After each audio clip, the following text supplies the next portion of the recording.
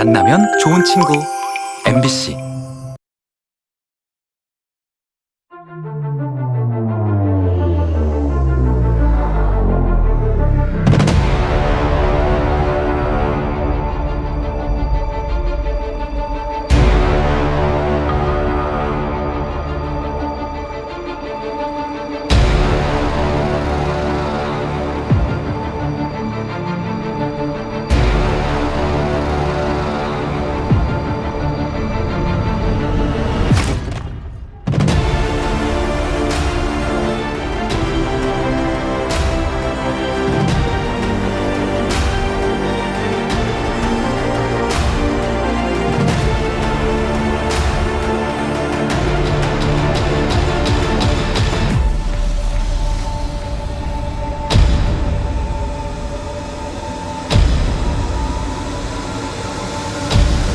우리 지역의 이슈를 짚어보고 다양한 의견을 나눠보는 시사 프로그램 여기이슈 강원의 백승우입니다.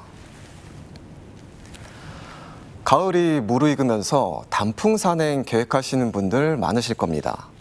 가을이 되면 날씨가 점점 건조해지기 때문에 화재 경각심도 함께 높여야 합니다. 또 시대 변화에 따라서 화재 예방과 대처에 대한 생각도 변해야 합니다. 최근 전기차 화재가 잇따르면서 충전식 배터리 화재에 대한 공포감이 확산되고 있습니다.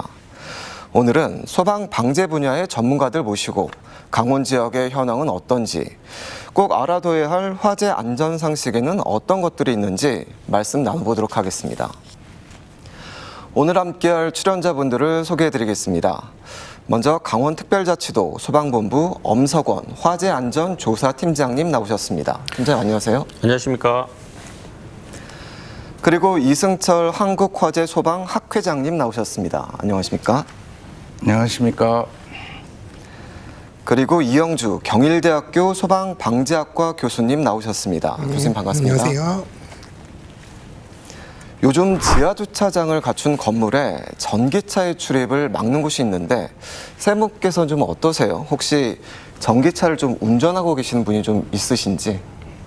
제가 이제 이렇게 전기차 화재가 최근에 많이 이슈가 된 이후에 네. 많은 분들이 저를 만나면은 교수님 혹시 전기차 타냐고 이렇게 여쭤보시는 분들이 많거든요. 그래서 저는 전기차를 타고 있지는 않습니다만 저는 전기차를 안 탄다고 말씀을 드리면 역시 화재하는 교수님이라 이런 전기차가 위험하니까 전기차를 안 타시나 보다 이렇게 이해를 하시는데요. 그래서 제가 꼭 말씀드리는 건 저는 전기차가 위험해서 안 타는 게 아니라 저는 게으른 사람이라 충전을 꼬박꼬박 해야 되고 이런 것들이 너무 부담스럽다. 그래서 사실 저는 휘발유차를 타지만 사실 전기차 자체가 휘발유차라든지 기타 내연기관차보다 훨씬 더 위험하다고는 생각 안 하거든요. 그래서 많은 분들이 이렇게 진짜 위험한 부분과 또 위험하지 않은데 막연히 위험할 거다 생각하시는 것들을 좀 이렇게 혼돈하셔서 이런 분의 위험성에 조금 더 민감하게 반응하시는 거 아닌가 싶습니다.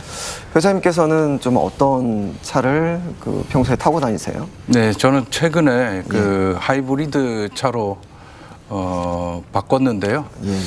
큰 불편함은 없고 대신에 이제 오래된 주차 타워에 주차할 때는 지상에 주차하라는 관리자의 얘기들을 좀 듣곤 합니다. 좀 하이브리드 차량도 이용하실 때 주변에서는 좀 걱정하는 시선이나 이런 것들은 없으셨나요? 안전에 대해서. 전기차에 비해서는 그런 얘기를 하는 사람들은 거의 없고요. 아마 자동차 구매하는 수요자 입장에서도 전기차 구입하려고 했다가 하이브리드로 돌아서는 사람들이 많다고 하는 보도를 들은 바 있습니다. 하이브리드 차 같은 경우는 사실은 국내에서는 굉장히 해외에서는 하이브리드 차량에서도 사실 화재가 전기차만큼 많이 발생하는 것으로 이렇게 집계는 됩니다. 많이라고 하긴 뭐하지만 전기차랑 비슷한 수준이거나 그 이상으로 발생을 하는데요. 국내 하이브리드 차량은 사실 거의 화재가 발생을 한 보고가 없거든요. 대부분은 사실 일반 전기차의 화재 비율보다도 낮아서 사실 우리나라 국민분들께서는 오히려 최근 이런 이슈들 때문에 하이브리드 차량에 대한 선호가 훨씬 더 높아지는 상황인 것 같습니다. 오늘 다뤄볼 이슈가 바로 전기차 화재입니다. 지난 8월에 인천 서구 청라동의 한 아파트 지하주차장에서 주차된 전기차에 불이 나서 큰 화재로 번졌습니다. 이 사고로 전기차 포비아라는 말까지 나왔고 전기차에 대한 반감이 커졌는데요. 전기차가 원래 좀 화재 위험에 좀 취약한 차종인가요? 이거는 약간 이제 좀 우리가 전기차에 대해서 굉장히 좀 막연한 불안감을 가지고 있던 차에 예. 여름철에 이제 청라 지하주차장에서 전기차에서 화재가 발생한 피해가 발생을 했었거든요. 네네. 그러다 보니까 많은 분들께서 이제 전기차에 관련된 부분이 이거 봐라 정말 위험하구나 이렇게 생각하시는 부분들도 있고 또 전기차 화재 같은 경우는 사실 건수로 보면 그렇게 많이 발생하지는 않거든요. 근데 다만 이제 언론이라든지 여러 가지 또 보도 매체에서 전기차에서 화재가 이제 발생을 하면 이런 것들이 이슈화가 되면서 계속 반복적으로 이러한 부분들을 이제 기사들을 생산하면서 많은 분들은 실제 발생하는 건수보다도 더 많은 화재들이 발생하고 있다 이렇게 인식하시는 부분들이 있는 것 같아요. 그래서 실제로 전기차 같은 경우는 아직까지 현재까지 통계로 본다 그러면 내연기관의 차량보다도 발생 빈도 측면에서는 아직 낮은 것으로 나오고 있거든요. 그래서 전기차 자체가 굉장히 위험하거나 화재가 많이 발생하는 상황들은 아니다라고 보는 게 맞을 것 같고요. 앞서 설명드린 것처럼 청라 지하 주차장의 화재 같은 경우도 전기차에 의해서 화재가 발생을 했고 또 피해가 커진 이런 상황이긴 합니다만 사실 이게 전기차의 위험성을 보여주는 그런 화재라고 보기보다는요. 오히려 이제 지하 주차장에서 화재가 발생했을 때 스프링클러가 작동하지 않았을 경우 이렇게 큰 피해로 이어질 수 있다라고 하는 부분들을 시사하는 부분이 더 크거든요. 아마도 청라 지하 주차장 같은 경우에 아마 전기차가 아니더라도 일반 내연기관 차라든지 혹은 다른 원인에서 화재가 발생했다 하더라도 스프링클러가 이번처럼 작동하지 않았다면 피해 규모는 아마 동일했을 거다 이렇게 보는 게 맞을 것 같습니다. 예. 이승철 회장님은 잇따른 전기차 화재 좀 어떻게 좀 보고 계십니까? 예. 전기차 화재가 내연기관 그 자동차 화재에 비해서 그 발생 비율이 그렇게 높지가 않습니다. 네. 하지만 그 전기차 화재는 일단 화재가 발생해서 폭발이 일어나기 시작하면 끌 수 없다라는 끄기가 어렵다라는 그런 문제가 이제 발생하기 때문에 우리 국민들이 상당히 그 전기차 화재에 대해서 우려를 나타내고 있고요. 전기차 화재의 원인으로는 그 주차 중에 또 충전 중에 그 배터리의 결함이라든지 과충전 또는 이제 외부 충격으로 인한 기계적 결함이라든지 또 부품이나 배선 불량 등의 다양한 그 화재 원인을 볼 수 있겠고요. 이번 인천 청라 아파트 주차장 그 전기차 화재의 원인은 정확히 알려져 있지 않습니다. 왜냐하면 차량이 전소됐기 때문입니다. 그래서 그렇지만 이제 스프링클러의 미작동으로 인해서 피해가 커졌다고 볼 수 있겠습니다. 그래서 따라서 소방 시설의 신뢰성을 향상시키고 또 소방안전관리자의 역량을 좀 높여야 되는 부분, 그다음에 이제 소방시설 자체 점검에 대한 그 부분, 이런 것들이 함께 모두 이루어져야 할 것으로 이렇게 생각이 됩니다. 엄성원 팀장님, 소방본부에서도 시민들의 뭐 전기차 포비아 좀 체감하고 계신지 궁금합니다. 네, 저도 그 본부 화재안전조사 팀장으로서 그 업무와 관련이 있기 때문에 이 포비아 관련돼서 직접적으로 체험을 하고 있고요. 그다음에 이에 대응해서 강원도 소방본부에서는 이러한 그 전기차 화재를 예방하기 위해서 강원도 내에 있는 아파트에 설치된 지하 주차장 스프링클러에 대해서 전수 조사를 실시를 하고 있습니다. 강원도에서도 이제 전기차 이제 화재 신고가 한 어느 정도 좀 들어온다고 좀 보면 될까요? 한 달 기준으로. 제가 파악하고 있는 거는 뭐 최근에 원주에서 한 건 정도 있었는데요. 초기에 빠르게 신고가 됐고 현장에 화재 진압대원들이 도착을 해서 초기에 진압을 해서 큰 피해는 없었습니다. 전기차 화재가 말씀하신 대로 그렇게 이제 그 자주 일어난 화재는 아니라는 말씀이신 거죠? 네네, 맞습니다. 최근 3년 동안 발생한 전기차 화재, 그러니까 2021년부터 23년까지 통계로 보면 139건 정도가 발생을 했거든요. 근데 이걸 이제 얼마나 많이 발생하느냐 이걸 좀 체감하시려면 전국에 있는 소방서가 약 240여 개 정도 되니까 소방서 한 개 소당 약 평균적으로 1년에 한 번 정도 겪을까 말까 하는 정도 수준이다. 이 정도로 보시면 될 것 같습니다. 알겠습니다. 그 전기차 화재의 핵심은 리튬 이온 배터리 있는데 리튬 배터리가 전기차에만 쓰이는 건 아니잖아요. 우리 일상 속에서 얼마나 많은 곳에 리튬 배터리가 좀 쓰고 있는지 좀 말씀 좀 해주시죠. 그렇죠. 그 리튬이온 배터리가 전기차뿐만 아니라 스마트폰 그리고 노트북, 태블릿 등 휴대용 전자기기에도 널리 사용되고 있습니다. 네. 그런데 일반 배터리는 1차 전지이고 그래서 한 번 쓰면 이제 버리는 그런 특징을 가지고 있고요. 리튬 배터리는 2차 전지라고 해서 재사용이 가능하다라고 계속 충전해서 이제 사용하는 네, 배터리를 충전해서 말씀이시죠? 사용할 수 있다라고 보면 되겠습니다. 예. 우리 교수님이 파악하시기에는 엄청 많이 지금 쓰이고 있는 상황인 거죠. 네, 뭐 일반적으로 요즘 이제 휴대용 기기라든지 또 휴대용 모빌리티 또 전기차 뭐 대형 장비들도 대부분 전동화되어 가고 있기 때문에 대부분 리튬이온 배터리 같은 경우는 사실 이제 효율이 굉장히 좋거든요. 에너지 밀도도 높고 또 이런 충전이라든지 이런 것들이 장점들도 있기 때문에 점점 사용하는 분야는 더 많아지고 있다 이렇게 보시는 게 맞을 것 같습니다. 다만 이제 문제는 우리가 굉장히 좀 충격적으로 봤던 이런 이제 아리셀 전지 공장 화재 이 당시에는 상당히 이제 그 안에서 연쇄적으로 이런 전지 폭발이 일어나면서 굉장히 많은 사망자들이 발생했던 그런 사례가 됐는데요. 사실 근데 이 당시에 이 생산하던 이 공장 같은 경우는 사실 이제 리튬 전지 중에서도 1차 전 중에 리튬 티오닐 전지라고 그래서 군용으로만 사용되는 굉장히 좀 우리가 일반적으로 쓰는 전지는 좀 아니거든요. 그래서 에너지 밀도가 높고 다만 이제 양극이랑 음극 사이 자체가 간격이 굉장히 좁아서 사실 화재 발생을 하는 가능성이 다른 리튬이온 배터리들보다는 훨씬 높은 그런 제품이다 이렇게 보시면 될 것 같아요.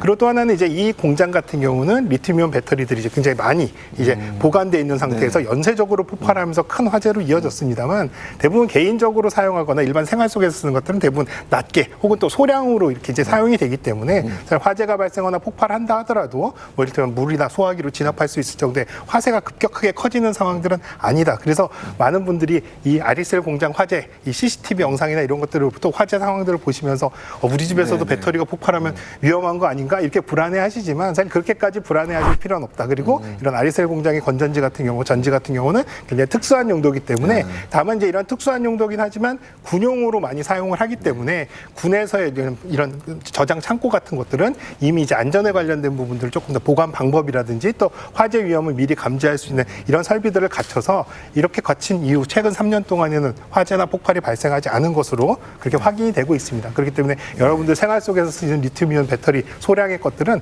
너무 그렇게 걱정하거나 불안하지 않으셔도 된다 말씀드리고 싶습니다. 회장님이 생각하시기에는 그 2차 전지의 안전성 좀 어떻게 좀 보고 계십니까?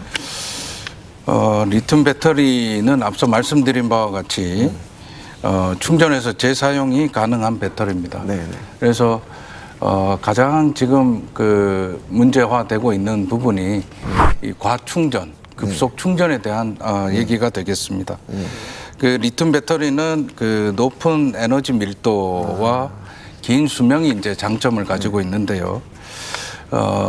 그 단점으로는 이제 고비용이고 과충전 시에는 화재 폭발의 위험이 있다는 그런 단점을 가지고 있다라고 보시면 되겠습니다. 이런 그 리튬 배터리 제품을 안전하게 이용하기 위한 좀 수칙이 있는지 또 풀충전한 전기차는 주차장 출입을 막기도 하는데 다른 리튬 배터리들도 과충전하면 좀 위험할까요? 우리 팀장님의 의견 좀 어떠십니까?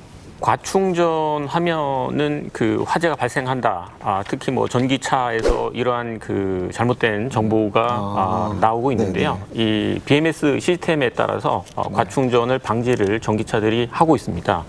그래서 과충전에 따라서 전기차가 화재가 발생할 수 있다라는 것은 오해라고 판단이 되고요. 그다음에 일상적으로 전동 킥보드라든가 전기 자전거 같은 경우는 뭐 지속적인 충전, 즉 과충전에 의해서 화재가 발생하는 사례가 있었습니다.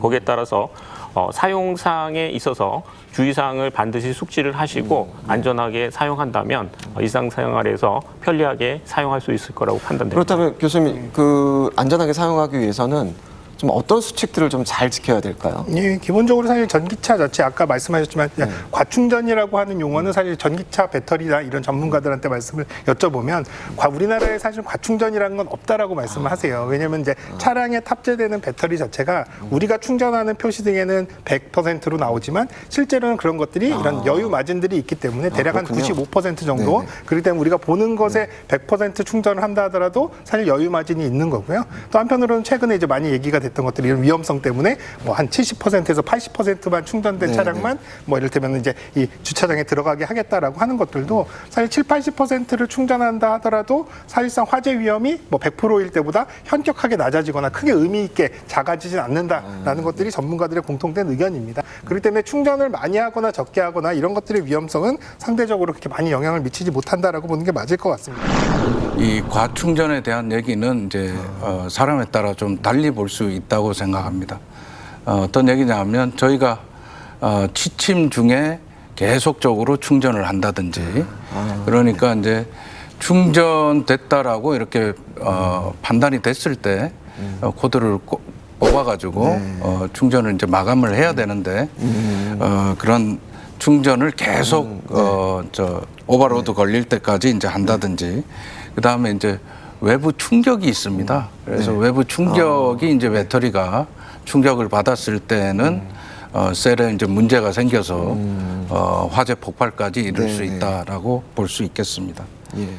다만 이제 이용자들께서 전기 차량 충전하실 때 최근에 이제 급속 충전보다는 완속 충전이 오히려 조금 더 안전하거든요. 왜냐면 우리가 급히 먹으면 체한다는 것처럼 사실 전기도 빨리 급속 충전하는 경우에 전기 전선이라는 케이블에 여러 가지 저항이 증가하고 이런 것들로 인해서 또 이제 화재에 상대적으로 더 불리하다 이렇게 보는 거기 때문에 가급적이 완속 충전을 하는 것이 오히려 조금 안전하다라고 보시겠고요. 다만 이제 운전 습관도 이를테면 속도 방지턱이나 또 이를테면 차량의 경계석이나 이런 것들의 충돌, 하부의 충격이 많이 가해지는 방식의 운전은 가급적이면 삼가하시는 것들 이런 것들이 배터리 보호에 조금 더 도움이 되겠다 싶고요. 또 전기차를 사용하시는 분들께서는 전기적인 위험, 배터리를 포함한 이런 위험성들이 상대적으로 일반 차량보다는 높기 때문에 전기 점검이라든지 이런 전기 개통에 관련된 어떤 시스템에 대한 관리 이런 것들을 조금 더 적극적으로 해주실 필요는 있겠다 생각이 됩니다. 전기차 화재 사고에서 가장 충격적이었던 거는 소화기로 불을 끌 수 없었다는 점이었습니다. 그 엄 팀장님, 네. 그 만약 전기차와 같은 리튬 배터리 화재를 목격하면은 초기에 좀 어떻게 좀 대응을 해야 하는지 좀 알려주시죠. 방법을. 소화기로 전기차 화재는 끌 수가 없습니다. 현재 그 소화기 인증된 소화기는 없고요. 만약에 화재가 났다라고 하면 신속하게 119에 신고를 하시고 안전한 장소로 피난을 하셔야 합니다. 그리고 가장 효과적인 방법은 물에 의한 냉각 소화로 판단이 되며 소방관들이 현장에 진입해서 냉각 소화하는 방법이 가장 효과적인 방법입니다. 리튬이온 배터리 전용 소화기가 있지 않나요? 지금 그 잘못된 정보로 인해서 언론에서 그다음에 그 소화기를 판매하는 업자들이 그렇게 홍보를 하고 있는데요. 국제적으로 인증된 소화기는 없습니다.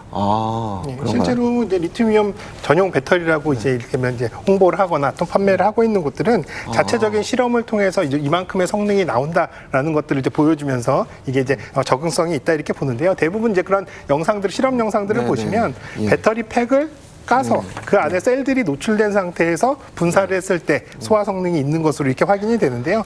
다만 이제 이런 상황이 전기차에서는 상당히 좀 맞지가 않는 게 전기차 차체 안에 또 그리고 그 하부 쪽에 배터리 팩 안에 이 배터리들이 들어있는데 직접적으로 이런 것들을 바깥에서 뿌린다 하더라도 셀까지 이렇게 침투가 되지 않는 상황이기 때문에요. 바깥에 아무리 뿌린다 하더라도 사실상 적응성이 없다라고 보는 게 맞을 것 같습니다. 그래서 최근에 이제 이런 리튬이온 전용 소화기라든지 또 금속 화재 전용 소화기, D급 소화기 같은 경우가 굉장히 불티나게 팔린다고 하는데요. 이러한 것들은 사실 일반 소화기보다도 20, 30배 이상 비싸거든요. 그래서 이렇게 비싸면서도 사실상 실제로 화재 시에 적응성이 담보되지 않는 상황이기 때문에 오히려 일반 소화기나 혹은 또 이런 물로서 소화전이나 물로서 끄는 것들이 오히려 더 효과적이다 이렇게 보시는 게 맞을 것 같습니다. 또 우리 교수님께서는 그 조금 전에 스프링클러 그 미작동이 이제 피해를 키웠다고 이제 말씀을 해주셨잖아요. 아파트 같은 그 주거 시설에서 화재 예방을 위해서 따라야 하는 좀 의무 사항이 좀 어떤 것이 있고 지하 주차장 스프링클러 설치는 또 이게 의무 사항이 아니다라는 또 얘기도 있는데 어떤 건지 좀 맞는 겁니까? 네, 뭐 지하 주차장 같은 경우는 스프링클러 설치가 이제 적용 대상인 곳들도 있고요, 아닌 곳들도 있거든요. 과거에는 이제 설치가 되어 있지 않는 경우들도 또 규모에 따라서 좀 다르게 적용이 되기 때문에 반드시 스프링클러가 설치되어 있다 이렇게 보기는 어렵습니다. 다만 이제 스프링클러가 설치되어 있어도 사실 제대로 작동을 안 하는 경우 이런 경우가 사실 오히려 더 문제겠죠. 왜냐하면 규모가 작아서 사실 그 규모에 따라서 설치 대상이 예외된 거는 어쩔 어쩔 수 없지만 사실 설치 대상이 돼서 제대로 작동해야 됨에도 불구하고 작동이 안 됐을 때 화재 피해가 굉장히 커진다는 거는 앞서 설명드린 청라 지하주차장 화재에서도 우리가 알 수 있고요.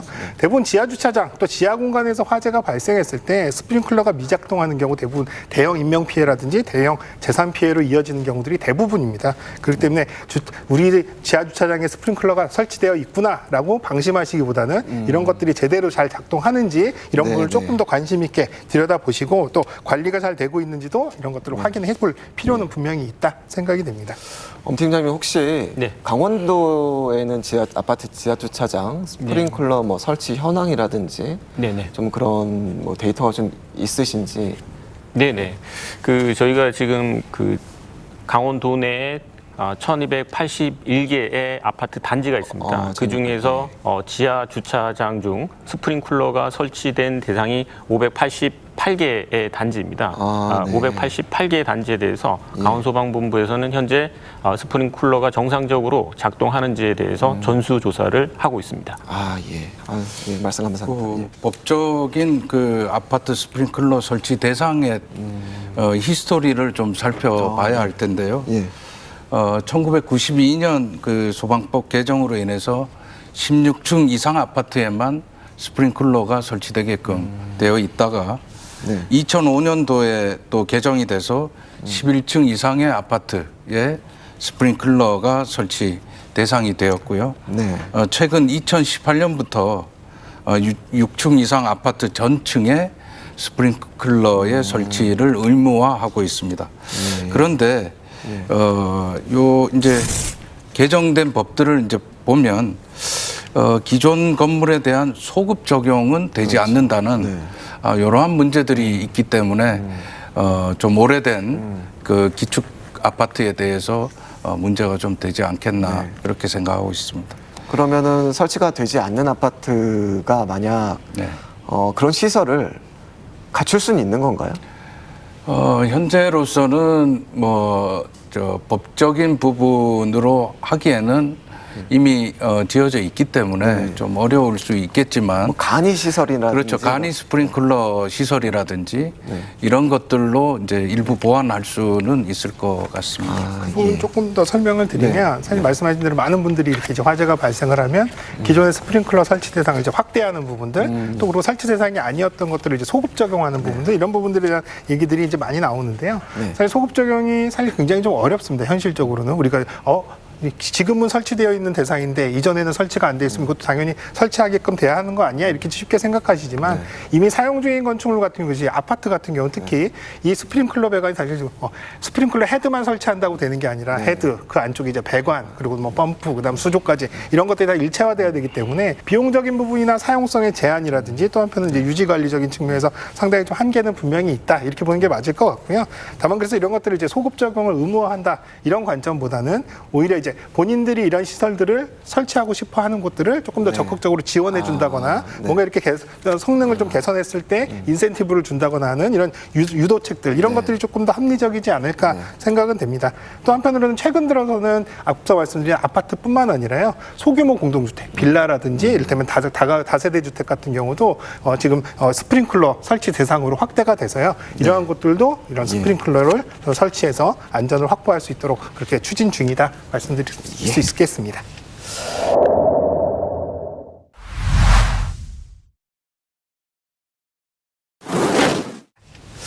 이어서 부천 호텔 화재 사고 이슈에 대해서도 얘기 나눠보도록 하겠습니다.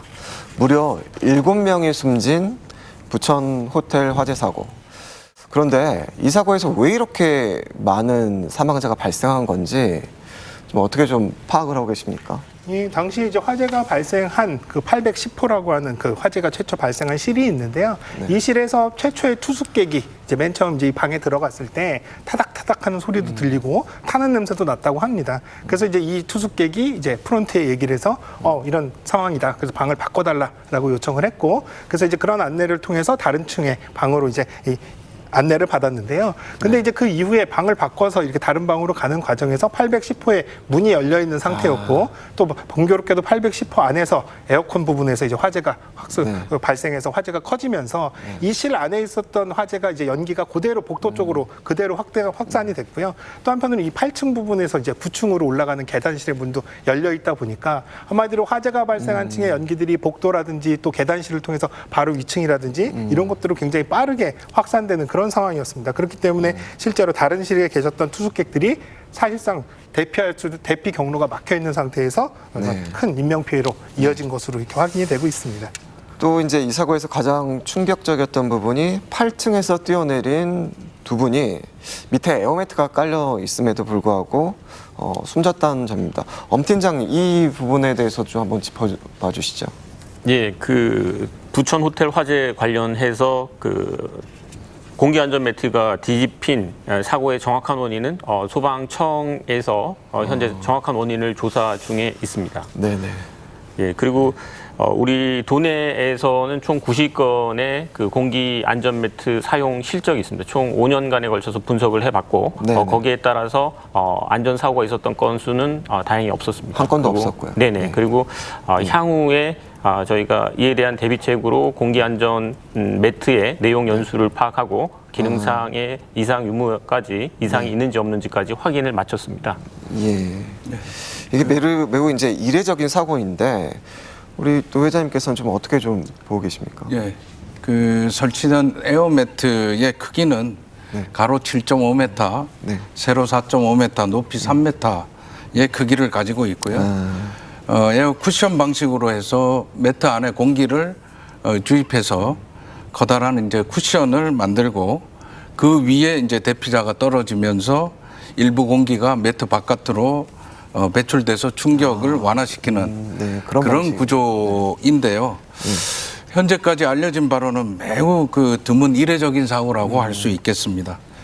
급박한 상황에서 정확하게 이제 뛰어내리지 못하고 그 에어매트 모서리로 이렇게 떨어져서 매트가 뒤집힘으로 인해 가지고 바닥으로 땅바닥으로 이제 떨어져서 이제 사고를 당한 그런 부분이 되겠고요. 또 그 2, 3초 뒤에 이제 남성이 이제 또 뛰어내렸는데 거의 동시에 이제 뛰어내리다 보니까 에어 매트 위에 떨어지지 못하고 바닥으로 이렇게 떨어져서 끔찍한 사고로 이어지지 않았나 이렇게 생각이 듭니다. 또 하나는 이제 이로 인해서 뭐 노후화, 매트의 노후화라든지 여러 가지 이런 것들이 이슈가 됐습니다만 그 당시에 설치됐던 이 안전 매트가 노후화돼서 성능이 이상이 있었다라는 것들은 확인되진 않았습니다. 그래서 이제 이런 것들이 사실은 뭐 에어 매트라고 해서 안전 매트라고 해서 반드시 안전하다, 왜 100% 안전하지 않느냐라고 이제 문제 제기를 하시는 분들도 있습니다만 사실 에어 매트는 사실 그 설치 목적상 그냥 뛰어내려서 맨바닥에 떨어지는 것보다는 조금이라도 부상을 좀 더 줄일 수 있거나 또 인명을 구할 수 있다면 그래서 이제 최소한의 안전으로서 이런 것들을 설치해주는 그런 장비로 보시는 게 맞을 것 같고요. 그래서 이런 에어매트에 관련된 부분들의 이슈 때문에 오히려 정작 이 건물에서 많은 사람들이 사망한 이런 부분들의 원인이라든지 또 이런 부분들을 확인하는 과정들이 오히려 조금 더 이제 소외되는 그런 상황들이 조금 안타까운 부분들이 있거든요. 그래서 지금이라도 실제로 그 안에서 여러 가지 경보 설비는 제대로 작동했는지 그럼 경보 설비는 상당히 좀 늦게 작동한 것으로 판단이 되거든요. 왜냐하면 영상을 봤을 때도 복도 쪽에 연기가 이미 꽉 차 있는 상태고 810호에도 이미 화재가 이미 확산이 되는 상황이었음에도 불구하고 복도 쪽으로 사람들이 나오질 않는단 말이죠. 그걸 봤을 때는 아마도 경보가 제때 울리지 않았을 가능성이 있거든요. 그래서 오히려 진짜 화재로 인해서 사람들이 많이 사망한 이유를 정확하게 분석을 해야 재발이 하지 않게끔 이런 부분들을 우리가 좀 준비를 할 수 있으니까요. 너무 에어매트 쪽에 집중되는 것들은 조금 좀 우리가 좀 경계를 해야 된다 생각이 듭니다. 예, 알겠습니다. 그 엄성훈 팀장님, 강원도 소방본부가 보유하고 있는 그 화재가 났을 때 탈출 장비들 또 일반 시민들이 흔히 볼 수 있는 그 탈출 장비들 어떤 것들이 있고 좀 소방본부에서는 그런 것들을 좀 어떻게 관리하고 계신지 있는지 말씀 좀 해주시겠어요? 예, 그 우리가 이제 탈출할 수 있는 장비라고 해서 우리가 예를 들면은 숙박시설 같은 경우에는 3층서부터 10층까지는 피난기구라고 해서 왕관기가 숙박시설 실내에 설치되어 있습니다. 그래서 우리가 관심을 가지고 이러한 피난 기구가 있는지, 화재가 나면 어디로 피난해야 될지에 좀 더 관심을 기울여 주셨으면 하는 바람입니다. 예. 그럼 대표적인 이제 왕강기잖아요. 네네네, 맞습니다. 그런 좀 사용법이 좀 익숙치는 않는데 예. 좀 간단하게 좀 사용법에 대해서 설명을 해주시면은.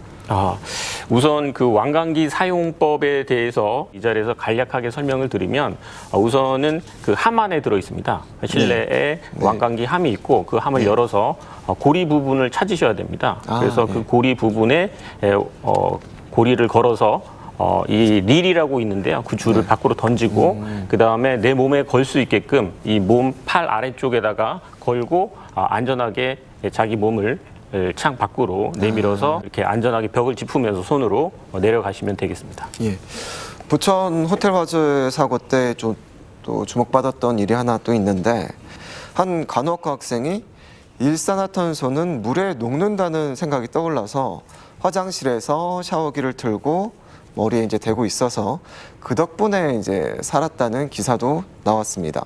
이 기사를 접한 시민들 가운데서는 또 이제 화재가 났을 때 또 비슷하게 할 수 있거든요. 이 기사 내용 좀 옳은 건지 어떤 건지 교수님 좀 말씀 좀 해주시죠. 예, 실제로 이제 생존자분께서 화장실로 들어가서 문틈을 막은 다음에 그다음 이제 이 샤워기로 물을 뿌려서 이제 생존했다라는 것들이 알려지면서 이런 방법들이 굉장히 좀 좋은 방법이 아니냐라는 부분들 질문들을 많이 받는데요.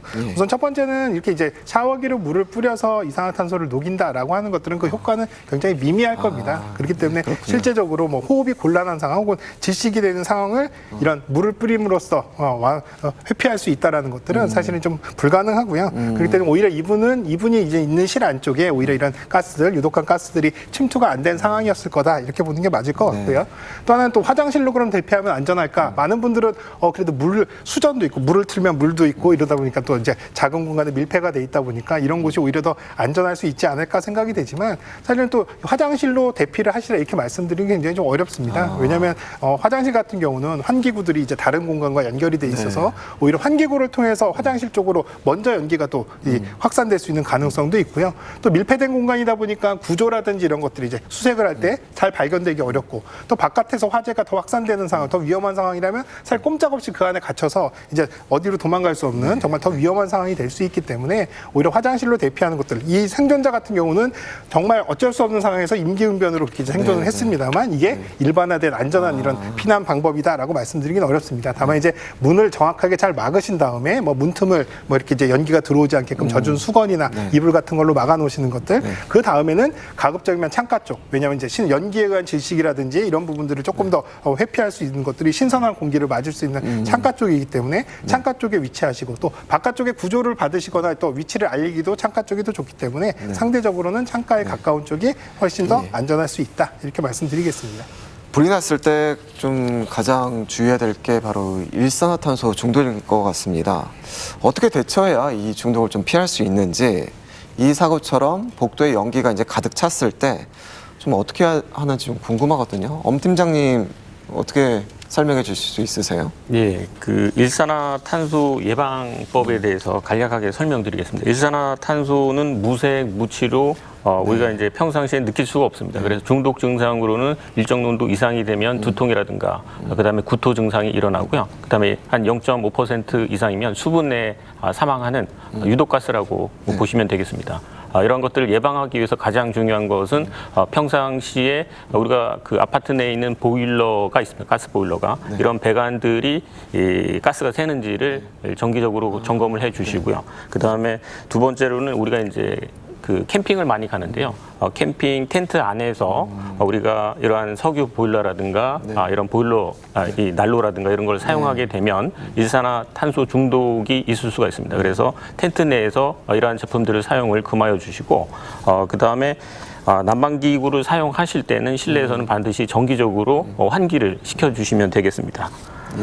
이런 여러 가지 안전 조치를 통해서 일산화탄소 중독을 예방하실 수 있을 거라고 판단됩니다. 교수님이 보시기에는 가장 일반적인 화재가 났을 때 대처 방법, 몇 가지만 좀 꼽아주시죠. 예, 뭐 최근에 이제 뭐 작년 같은 경우에도요, 아파트 화재 이런 것들이 빈번하게 발생을 하면서 그 당시에 이제 대부분 불이 난 공간보다는 대피를 하는 과정에서 사망자들이 많이 발생하는 이런 상황들 때문에 아파트나 또 실내 공간에서의 대피 요령들이 조금 좀 바뀌었습니다. 그래서 과거에는 빨리 대피해라. 그래서 빨리 건물 바깥으로 나가는 것들 이런 것들이 중요했다면 지금은 화재가 발생한 위치 그리고 내가 대피할 수 있는 경로가 이미 화염이라든지 연기에 노출됐는지 여부를 확인하고 판단을 해서 대피하는 것들이 굉장히 중요하거든요. 그래서 본인이 만약에 대피를 하려고 현관문을 열었을 때 이미 연기가 차 있거나 또 화염이 보인다면 무리하게 그곳을 뚫고 대피를 할 생각은 안 하시는 게 좋겠고요. 오히려 이렇게 연기가 노출된 상황이라면 세대문을 다시 닫고 문 틈새를 잘 막은 다음에 본인 119에 신고를 하거나 창밖으로 본인이 갇혀 있다. 그래서 구조를 해달라는 것들을 적극적으로 알리시는 것들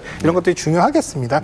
또 한편으로 이렇게 이제 화재가 계속 지속되면서 연기도 계속 이제 실내로 들어오게 되고 위험한 상황이라면 무작정 뛰어내리시는 것들 이런 것들보다는 세대 내 안에 있는 피난 기구 혹은 또 피난 대피 시설 또 대피 시설 대체 시설 같은 것들이 설치돼 있거든요. 이런 것들을 찾아서 사용하시는 것들이 생존 확률을 높일 수 있다 이렇게 생각이 됩니다. 예.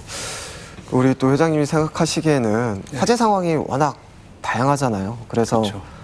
불을 보면은 나도 모르게 이제 뭐 끌려고 한다든지 뭐 소화기를 찾는다든지 그래서 뭐 대피 시간이 좀 늦어질 수도 있는데 좀 어떻게 해야 가장 좋은 방법인지 한 번만 좀 짚어주시죠. 예, 뭐 화재 예방법이나 화재가 났을 때 대처법에 대해서는 앞서 그 다른 위원님들이 이렇게 말씀하신 것 같고요. 저는 화재 시에 이 대피할 때 주의사항에 대해서 좀 얘기를 해볼까 합니다. 먼저 그 사용자 입장으로서는 평상시에 비상구나 피난로를 좀 미리 숙지하고 있어가지고 이제 화재 발생이나 유사 시에는 침착하게 이렇게 대응할 수 있게끔 비상구 위치를 미리 좀 파악하는 게 중요하겠고요. 화재 시에는 또 엘리베이터 사용을 좀 하지 않는 게 좋습니다. 그리고 대피 시에 이 화재가 확산되는 것을 막기 위해서 문을 이렇게 닫고 대피할 수 있도록 하는 게 중요하겠고요. 그다음에 또 하나는 이제 재입장하는 경우가 있습니다. 그래서 대피했는데 다시 이제 물건이나 또는 어떤 목적에 의해서 다시 재입장하는 부분은 반드시 근절해야 될 그런 방법이라고 생각이 혹시 됩니다. 시민들이 생각하기에 잘못 알고 있는 상식이나 이런 게 좀 있을까요? 뭐 앞서 말씀드린 이제 엘리베이터 사용하는 부분. 그래서 것들은. 피난 엘리베이터가 따로 있거든요. 그래서 일반 엘리베이터는 사용 중에 이제 연기가 엘리베이터 안으로 온다든지 또는 배선이 화재로 인해 가지고 끊겨서 좀 운행 중단이 된다든지 그런 위험에 노출될 수 있고요. 그다음에 이 방화문 같은 경우에는 평소에도 조금 답답하시겠지만 좀 이렇게 닫아가지고 화재가 확산되는 것을 미리 막을 수 있도록 하는 것들이 중요하다고 볼 수 있겠습니다. 다음 이슈로 한번 넘어가 보도록 하겠습니다. 강원도는 산악지대가 많은 만큼 건조한 계절이 다가오면 산불을 경계하지 않을 수 없습니다. 무엇보다도 산불은 한번 발생하면 피해 규모가 워낙 크기 때문에 산불을 정말 막아야 될 텐데 강원 지역에 산불이 자주 발생하는 좀 지역적인 이유에 대해서 좀 엄 팀장님께서 좀 설명 좀 해주시겠습니까? 네, 그 강원도 같은 경우는 이제 태백산맥을 기준으로 영동과 영서로 이렇게 나누는데요. 영동 지방은 봄철이 되면 그 바람이 세게 붑니다. 이런 바람 때문에 화재가 발생하게 되면은 그 넓은 지역으로 화재가 확대되는데요. 그래서 이제 강원도 소방본부에서는 봄철 대비해서 산불 훈련이라든가 그다음에 화재를 진압하기 위해서는 인력, 장비 등이 필요한데요. 이러한 그 영서권에 있는 소방 인력을 영동으로 이동 배치해서 산불에 대응하고 있습니다. 예. 박 회장님은 강원도 산불의 이제 특징이랄까 또 강원도가 산불에 좀 취약한 이유 좀 어떻게 좀 보고 계세요? 예, 뭐 지형적인 이유와 그다음에 기후적인 이유가 복합적으로 얽혀 있다라고 보면 되겠습니다. 앞서 말씀하신 거와 같이 이 강원도는 백두대간을 중심으로 해서 영서와 영동으로 이렇게 나눠지는데요. 서쪽은 좀 높고 동쪽은 낮은 지형적 특징을 가지고 있습니다. 그래서 봄철에는 이제 건조한 날씨와 그다음에 이제 강한 강풍이죠. 그 양간지풍, 양강지풍. 그래서 양양과 강릉, 양양과 간성 사이에 아주 강풍이 봄철에 많이 분다는 그런 강풍에 대한 그런 주요 원인이 될 수도 있고요. 또 하나는 이제 그 인화력이 강하고 내화성이 약한 소나무의 이런 그 단순림이 이제 많이 거의 한 90% 이상 이렇게 심어져 있어가지고 이러한 것들이 이제 산불 확산에 영향을 미치는 지형, 기상, 연료, 수종 뭐 이런 것들 인자를 모두 갖추고 있다라고 볼 수 있겠습니다.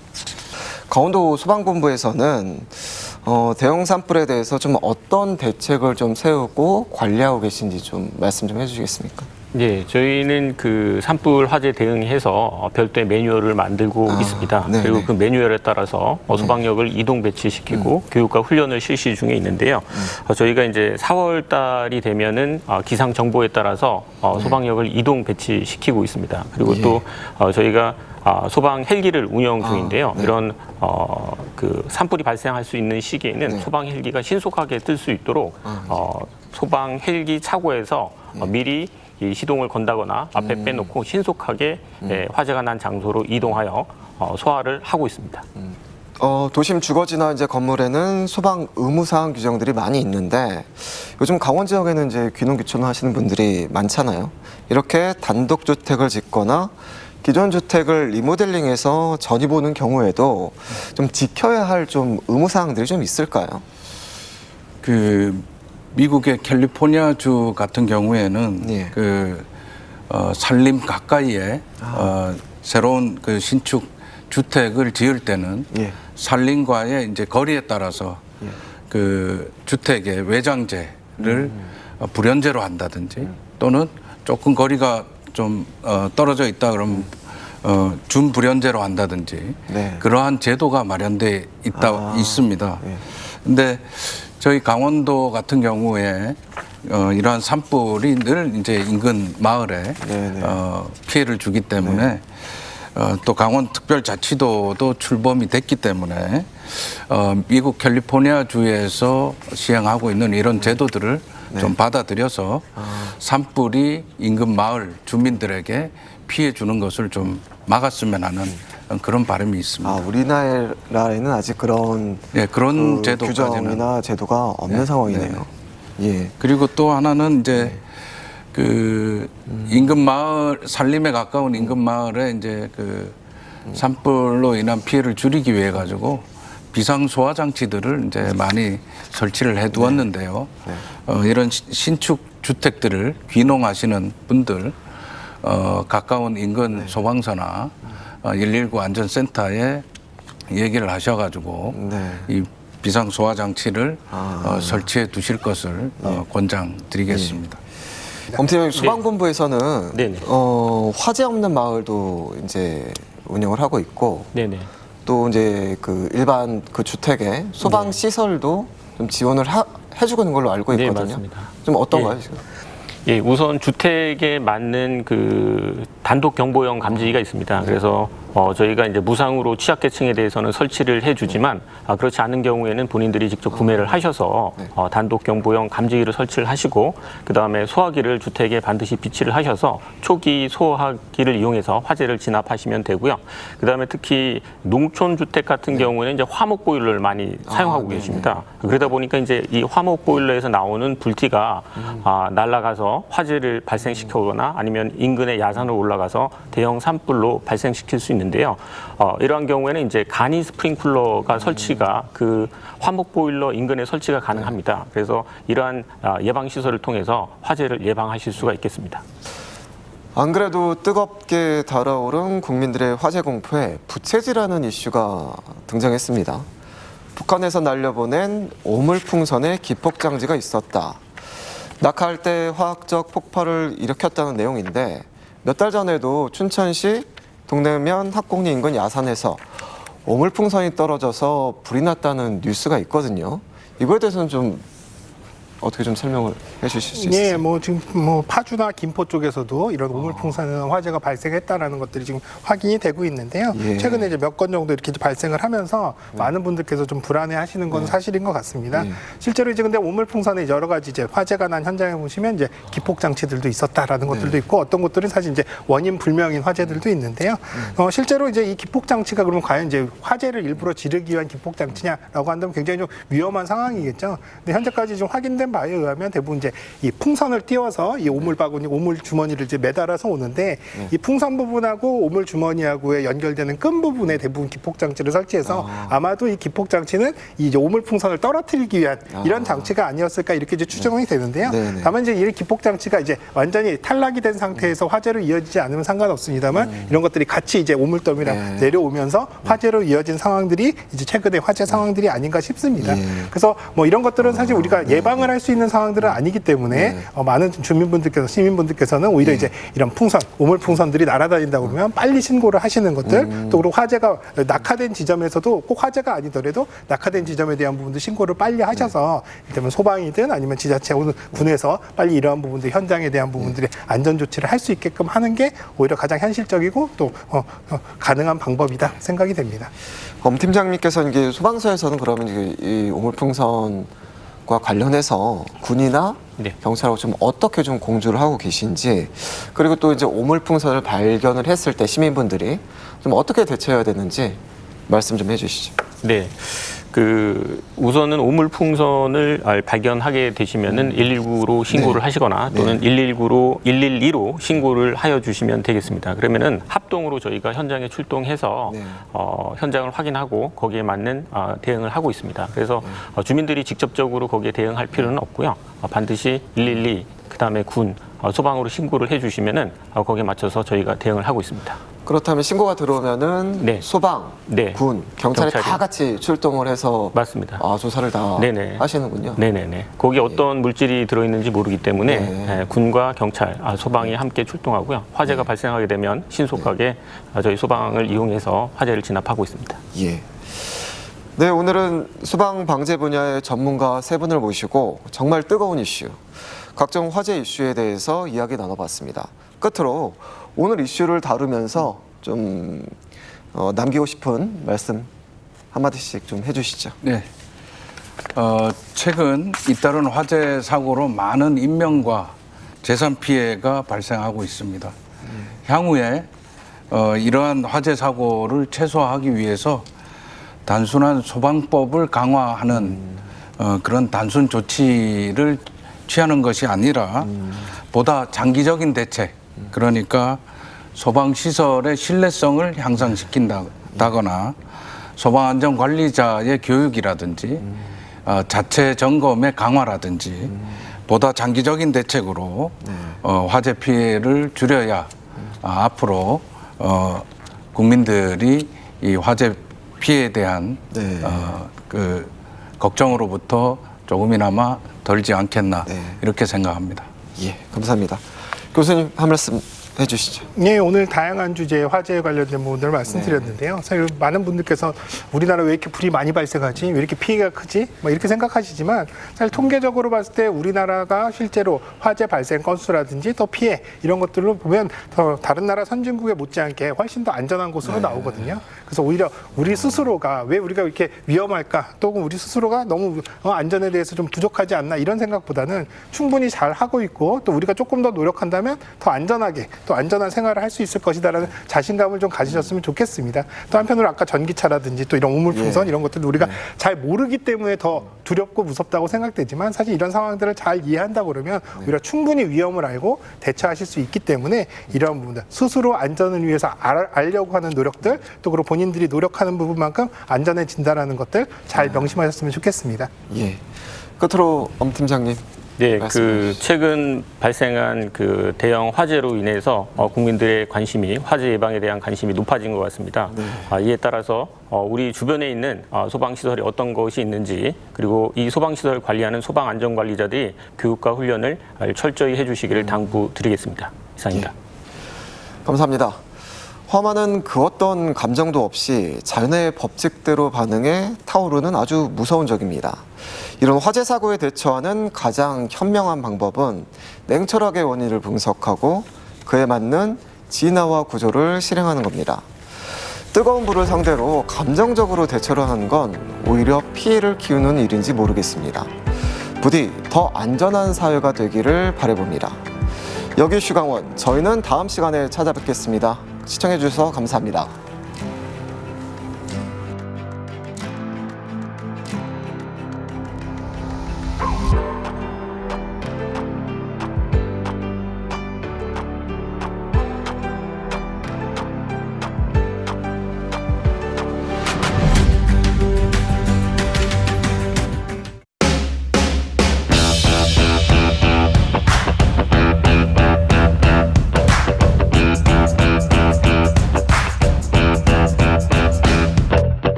만나면 좋은 친구 MBC